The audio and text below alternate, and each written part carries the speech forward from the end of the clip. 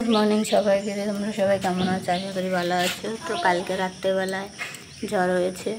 ঝড় হইলে আমার কিছু না কিছু ক্ষতি হবেই হবে, একদম ধরা বাঁধায়। কেন বলছেন দেখাচ্ছি। কত বড় পাট গাছটা পুরো ভেঙে পড়ে গেছে, বুঝছো? দেখো অবস্থাটা। শাক আর শাক আমি এগুলো ছিঁড়িনি, কারণ এই গাছটা রেখেছিলাম যে ইসে করবো বলে, হচ্ছে কি তোমার বীজ রাখবো বলে। যে দেখো দানাও বেরিয়েছিল, বুঝেছো? দানাও বেরিয়েছিল, কিন্তু সে দানা আর হলো না। গাছটার একদম এমন জায়গায় ভেঙেছে, আর বাঁচবেও না। দেখো দেখেছো অবস্থা। কিছু না কিছু ক্ষতি আমার হবেই যখনই ঝড় হবে। এখন এই শাকগুলো তুলবো, তুলে একক তো হয়ে যাবে। আমি এতদিন শাকও তুলিনি, শোনো। আমি এই শাম কুড়াইছি। এখন রাত্রি কয়টা বাজে জানো? 9:30। জ্বর হয়েছে, জ্বর। আমি এখন আম কুড়াচ্ছি। আম খাবে? তাহলে আসো আসো।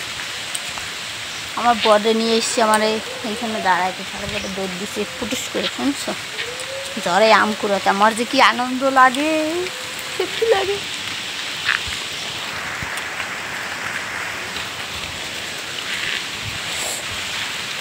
চলো কয়টা পেয়েছি দেখাবো, ঠিক আছে? আমি এখন 9:30টার সময় এসেছি আম কুড়াতে, ঠিক আছে?